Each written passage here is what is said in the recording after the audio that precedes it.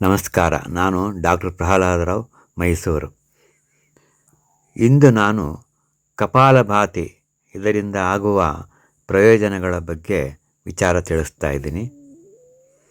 ಏನಿದು ಕಪಾಲಭಾತಿ ಅಂದರೆ? ಕಪಾಲಭಾತಿ ಇದು ಒಂದು ಹಠಯೋಗ, ಷಟ್ಕರ್ಮ ಅಂತ ಹೇಳ್ತೀವಿ, ಶುದ್ಧೀಕರಣ ಕ್ರಿಯೆ. ಇದು ಒಂದು ಪ್ರಾಣಾಯಾಮದ ಒಂದು ತಂತ್ರ ಅಥವಾ ಉಸಿರಾಟದ ತಂತ್ರ. ಇಲ್ಲಿ ಶಕ್ತಿಯುತವಾಗಿ ಹೊರ ಉಸಿರನ್ನು ಬಿಟ್ಟು ನಿಷ್ಕ್ರಿಯ ಒಳ ಉಸಿರನ್ನು ಒಳಗೊಂಡಿದೆ. ಇದು ಮುಖ್ಯವಾಗಿ ಹೊಟ್ಟೆಯ ಸ್ನಾಯುಗಳನ್ನು ಬಲಪಡಿಸಲು, ಉಸಿರಾಟದ ವ್ಯವಸ್ಥೆಯನ್ನು ಶುದ್ಧೀಕರಿಸಲು, ಜೀರ್ಣಕ್ರಿಯೆಯನ್ನು ಸುಧಾರಿಸಲು ಮತ್ತು ಮುಖಕ್ಕೆ ಹೊಳಪನ್ನು ನೀಡಲು ಸಹಾಯ ಮಾಡುತ್ತದೆ. ಕಪಾಲಭಾತಿ ಮಾಡುವ ವಿಧಾನ ಹೇಗೆ ಅಂತಂದರೆ, ಒಂದು ಪ್ರಶಾಂತ ವಾತಾವರಣದಲ್ಲಿ ಒಂದು ಚಾಪೆ ಮೇಲೆ ನೆಟ್ಟಿಗೆ ಕೂತ್ಕೋಬೇಕು, ಬೆನ್ನು ಬಗ್ಗಬಾರ್ದು. ನಂತರ ಉಸಿರನ್ನು ಒಳಗೆ ತಗೋಬೇಕು ಧೀರವಾಗಿ. ಹಾಗೆಯೇ ಉಸಿರನ್ನು ವೇಗವಾಗಿ ಮತ್ತು ಬಲವಂತವಾಗಿ ಮೂಗಿನ ಮೂಲಕ ಹೊರಹಾಕಬೇಕು. ಆ ಸಮಯದಲ್ಲಿ ಹೊಟ್ಟೆ ಎಳ್ಕೋಬೇಕು, ಬೆನ್ನಿನ ಕಡೆ ಎಳ್ಕೋಬೇಕು. ಒಳ ಉಸಿರು ಸ್ವಯಂಚಾಲಿತವಾಗಿ ಸಂಭವಿಸುತ್ತದೆ. ಇದು 1 ಸೆಕೆಂಡಿಗೆ 1 ಬಾರಿ ಮಾಡಬೇಕಾಗುತ್ತೆ. ಒಟ್ಟು 30 ಬಾರಿ ಮಾಡಿ ಮತ್ತೆ ವಿಶ್ರಾಂತಿ ತಗೊಂಡು ಪುನಃ 30 ಬಾರಿ ಮಾಡಬೇಕು. ಈ ಕಪಾಲಭಾತಿ ಯಾರು ಮಾಡಬಾರ್ದು, ಯಾವಾಗ ಮಾಡಬಾರ್ದು? ಇದು ಯಾವಾಗಲೂ ಊಟ ಆದ ತಕ್ಷಣ ಮಾಡಬಾರ್ದು, ಖಾಲಿ ಹೊಟ್ಟೆಯಲ್ಲಿ ಮಾಡಬೇಕಾಗತ್ತೆ. ಮತ್ತು ಯಾರ್ಯಾರಿಗೆ ಹಾರ್ಟ್ ಪ್ರಾಬ್ಲಮ್ ಇದೆ, ಹೈಪರ್ ಟೆನ್ಷನ್ ಅಥವಾ ಅಧಿಕ ರಕ್ತದೊತ್ತಡ ಇದೆ, ಹರ್ನಿಯಾ ಇದೆ, ಪ್ರೆಗ್ನೆಂಟ್ ವುಮನ್ಸ್, ಮತ್ತು ಆಗ್ತಾನೆ ಏನಾದ್ರು ಹೊಟ್ಟೆಗೆ ಸಂಬಂಧದ ಶಸ್ತ್ರಚಿಕಿತ್ಸೆ ಅಂದರೆ ಆಪರೇಷನ್ ಆಗಿದ್ದರೆ ಇದನ್ನು ಮಾಡಬಾರ್ದು. ಕಪಾಲ ಅಂದರೆ ಹಣೆ, ಅಂದರೆ ಮುಖದ ಮುಂಭಾಗ. ಭಾತಿ ಅಂದರೆ ಹೊಳಪು. ಈ ಕಪಾಲಭಾತಿ ಮಾಡೋದ್ರಿಂದ, ರೆಗ್ಯುಲರ್ ಆಗಿ ಮಾಡೋದ್ರಿಂದ ಏನೇನು ಅನುಕೂಲ ಆಗುತ್ತೆ? ಮೊದಲನೇದಾಗಿ ಚರ್ಮದ ಕಾಂತಿ ಹೆಚ್ಚುತ್ತೆ. ಈ ಸೈನಸ್ ಅಂತ ಹೇಳ್ತೀವಿ, ಈ ಮುಖದ ಮೂಳೆ ಹಿಂಭಾಗ ಅಂದರೆ ಮೂಗಿನ ಆ ಕಡೆ ಈ ಕಡೆ ಟೊಳ್ಳು ಭಾಗ ಇರುತ್ತೆ, ಅಲ್ಲಿ ಕಫ ಕಟ್ಬಿಡುತ್ತೆ. ಆ ಸೈನಸ್ ಕೂಡ ಕ್ಲಿಯರ್ ಆಗುತ್ತೆ. ಸೈನಸ್ ಕ್ಲಿಯರ್ ಆದಾಗ ಈ ಆಲ್ಫ್ಯಾಕ್ಟ್ರಿ ನರ್ವ್ ಅಂತ ಈ ವಾಸನೆಗೆ ಸಂಬಂಧಪಟ್ಟಿದ ನರ, ಅದರದ್ದು ಸೆನ್ಸಿಟಿವಿಟಿ ಜಾಸ್ತಿ ಆಗಿ ನಿಮಗೆ ಸುವಾಸನೆಗಳು ಬೇಗ ಗೊತ್ತಾಗುತ್ತೆ. ಇನ್ನು ಜೋರಾಗಿ ಕಪಾಲಭಾತಿ ಮಾಡೋದ್ರಿಂದ ನಿಮ್ಮ ಗಂಟಲು ಭಾಗ ಅಥವಾ ರೆಸ್ಪಿರೇಟರಿ ಟ್ರ್ಯಾಕ್ಟ್ ಅಂತ ಏನು ಹೇಳ್ತೀವಿ, ಉಸಿರಾಟದ ಕೊಳವೆಗಳು, ನಾಳಗಳು ಭಾಳ ಕ್ಲೀನ್ ಆಗುತ್ತೆ. ಇದು ಮೈಗ್ರೇನ್ ಅಟ್ಯಾಕ್ಸ್ ಕೂಡ ಕಮ್ಮಿ ಮಾಡುತ್ತೆ. ಇನ್ನು ಶ್ವಾಸಕೋಶದ ಶಕ್ತಿ ಜಾಸ್ತಿ ಆಗುತ್ತೆ, ಅಂದರೆ ವೈಟಲ್ ಕೆಪಾಸಿಟಿ, ಅದು ಲಂಗ್ ಅಂತ ಹೇಳ್ತೀವಿ, ಅದು ಜಾಸ್ತಿಯಾಗಿ ಈ ಆಸ್ಮಾ ಬರೋ ಎಫೆಕ್ಟ್ ಕೂಡ ಕಮ್ಮಿ ಆಗುತ್ತೆ. ಇದರಿಂದ ಈ ಸೆಂಟ್ರಲ್ ಒಬೆಸಿಟಿ, ಹೊಟ್ಟೆ ಬೊಜ್ಜು ಕೂಡ ಕಮ್ಮಿ ಆಗುತ್ತೆ. ಬ್ಲಡ್ ಶುಗರ್ ಕಮ್ಮಿ ಆಗ್ಬೋದು.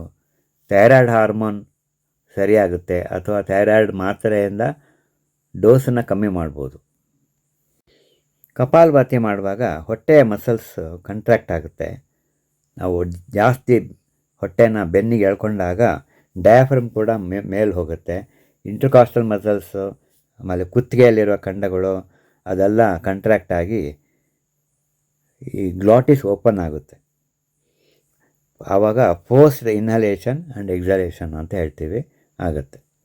ಈ ಥರ ಹೊಟ್ಟೆಯನ್ನು ಬೆನ್ನಿಗೆ ಎಳ್ಕೊಂಡು ಜೋರಾಗಿ ಉಸಿರಾಡಿದಾಗ ಹೊಟ್ಟೆಯಲ್ಲಿರುವ ಅಂಗಗಳು, ಅದು ಸ್ಟಮಕ್ ಆಗಿರ್ಬೋದು, ಪ್ಯಾಂಕ್ರಿಯಾಸು, ಲಿವರು, ಸ್ಮಾಲ್ ಇಂಟೆಸ್ಟನ್ನು ಎಲ್ಲ ಒಂಥರ ಕಂಪ್ರೆಸ್ ಆಗಿ ಸ್ಕ್ವೀಸ್ ಆಗುತ್ತೆ. ಜೊತೆಗೆ ಎಲ್ಲ ಅಂಗಗಳಿಗೂ ರಕ್ತ ಪರಿಚಲನೆ, ಸರ್ಕ್ಯುಲೇಷನ್ ಜಾಸ್ತಿ ಆಗುತ್ತೆ. ಅದರಲ್ಲಿರೋ ಆಕ್ಸಿಜನ್ ಲೆವೆಲ್ ಆವಾಗ ಜಾಸ್ತಿ ಆಗುತ್ತೆ. ಈ ರಕ್ತನಾಳದ ಒಳಭಾಗದಲ್ಲಿ ಎಂಡೋಥೀಲಿಯಂ ಅಂತ ಹೇಳ್ತೀವಿ, ಅಲ್ಲಿಂದ ನೈಟ್ರಿಕ್ ಆಕ್ಸೈಡ್ ಅಂತ ಸೆಕ್ರೆಟ್ ಆಗಿ ಅದು ರಕ್ತನಾಳಗಳನ್ನು ಅಗಲ ಮಾಡೋಕ್ಕೆ, ಅಂದರೆ ವೇಸೋ ಡೈಲೇಷನ್ ಆಗಲಿಕ್ಕೆ ಹೆಲ್ಪ್ ಮಾಡುತ್ತೆ. ಬಹಳ ಮುಖ್ಯವಾಗಿ ಪ್ಯಾಂಕ್ರಿಯಾಸ್ ಗ್ರಂಥಿಗೆ ಒಳ್ಳೆ ಆಕ್ಸಿಜನೇಟೆಡ್ ಬ್ಲಡ್ ಹೋಗಿ ಅದರಿಂದ ಜೀರ್ಣಕ್ರಿಯೆ ಸುಧಾರಿಸುತ್ತೆ. ಅದಲ್ಲದಲ್ಲೇ ಈ ಪ್ಯಾಂಕ್ರಿಯಾಸಿನ ಬಾಲದ ಹತ್ತಿರ, ಪ್ಯಾಂಕ್ರಿಯಾಸ್ ಟೈಲ್ ಅಂತ ಏನು ಹೇಳ್ತೀವಿ, ಅಲ್ಲಿ ಐಲೆಟ್ಸ್ ಆಫ್ ಲ್ಯಾಂಗರ್ ಅಂತ ಹೇಳ್ತೀವಿ, ಬೀಟಾ ಸೆಲ್ಸ್ ಅಂತ ಇರುತ್ತೆ, ಅದರಿಂದ ಇನ್ಸುಲಿನ್ ಸೆಕ್ರೆಟ್ ಆಗ್ತಿರುತ್ತೆ. ಸೊ ಯಾವಾಗ ಸರ್ಕ್ಯುಲೇಷನ್ ಜಾಸ್ತಿ ಆಗುತ್ತೆ ಇನ್ಸುಲಿನ್ ಸೆಕ್ರೇಷನ್ ಕೂಡ ಭಾಳ ಇಂಪ್ರೂವ್ ಆಗಿ ಅದರಿಂದ ಶುಗರ್ ಲೆವೆಲ್ ಕಮ್ಮಿ ಆಗುತ್ತೆ. ಹಾಗಾಗಿ ಶುಗರ್ಗೆ ತಗೊಳ್ಕೊಳ್ಳುವ ಮಾತ್ರೆಯ ಡೋಸ್ಗಳನ್ನು ಕೂಡ ಕಮ್ಮಿ ಮಾಡ್ಬೋದು. ಇದಲ್ಲದೇ ಮೆದುಳಿನ ನರಮಂಡಲದ ಮೇಲೂ ಕೂಡ ಪ್ರಭಾವ ಬೀಳುತ್ತೆ. ಹೇಗೆ ಅಂತಂದರೆ ಮೆದುಳಿಗೆ ಸರ್ಕ್ಯುಲೇಷನ್ ಇಂಪ್ರೂವ್ ಆಗುತ್ತೆ, ಸೆರೆಬ್ರಲ್ ಸರ್ಕ್ಯುಲೇಷನ್ ಇಂಪ್ರೂವ್ ಆಗುತ್ತೆ. ಇದೇ ಥರ ಅದರಿಂದ ಆಕ್ಸಿಜನೇಷನ್ ಇಂಪ್ರೂವ್ ಆಗಿ ಅನೇಕ ನ್ಯೂರೋ ಟ್ರಾನ್ಸ್ಮಿಟರ್ಗಳು ಉತ್ಪತ್ತಿ ಆಗುತ್ತೆ. ಯಾವಾಗ ನರಮಂಡಲಕ್ಕೆ ಆಕ್ಸಿಜನ್ ಇಂಪ್ರೂವ್ ಆಗುತ್ತೆ ಅಲ್ಲೂ ಕೂಡ ನೈಟ್ರಿಕ್ ಆಕ್ಸೈಡ್ ಪ್ರೊಡಕ್ಷನ್ ಆಗುತ್ತೆ. ಮೈಗ್ರೇನ್ ಅಟ್ಯಾಕ್ ಡ್ಯೂರೇಷನನ್ನು ಕಮ್ಮಿ ಮಾಡುತ್ತೆ ಅಥವಾ ಸಿವಿಯಾರಿಟಿನ ಕಮ್ಮಿ ಮಾಡುತ್ತೆ. ನ್ಯೂರನಲ್ ಸೆಲ್ಸ್ ಡೆವಲಪ್ ಆಗೋಕ್ಕೆ ಕೂಡ ಹೆಲ್ಪ್ ಆಗುತ್ತೆ. ಇದರಿಂದ ಅನೇಕ ಥರದ ನ್ಯೂರೋ ಸೈಕ್ಯಾಟ್ರಿಕ್ ಡಿಸಾರ್ಡರ್ ಅದು ಕೂಡ ಕಮ್ಮಿ ಆಗುತ್ತೆ. ಈ ಡಿಮೆನ್ಷಿಯಾ, ಪಾರ್ಕಿನ್ಸನ್ ಅಥವಾ ಮೆಮೊರಿ ಲಾಸ್ ಇದರಿಂದ ಕೂಡ ನಾವು ಹೊರಗಡೆ ಬರ್ಬೋದು. ಒಟ್ಟಿನಲ್ಲಿ ಹೇಳೋದಾದರೆ ಈ ಕಪಾಲಭಾತಿನ ದಿನ ಚಾಚು ತಪ್ಪದೆ ಮಾಡ್ತಾ ಬಂದರೆ ಒಂದು 6 ತಿಂಗಳೊಳಗೆ ಇದರ ಉಪಯೋಗ ಗೊತ್ತಾಗುತ್ತೆ.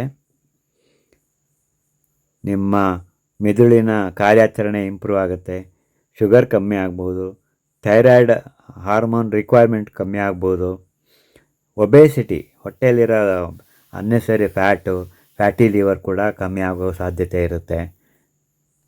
ನಿಮ್ಮ ಜೀರ್ಣಾಂಗದ ವ್ಯವಸ್ಥೆ ಕೂಡ ಸರಿಯಾಗುತ್ತೆ. ಇದರಿಂದ ನಿಮಗೆ ದೀರ್ಘ ಆಯುಷ್ಯ, quality and dignity of life ಅಂತ ಏನು ಹೇಳ್ತೀವಿ ಅದು ಕೂಡ ಇಂಪ್ರೂವ್ ಆಗುತ್ತೆ.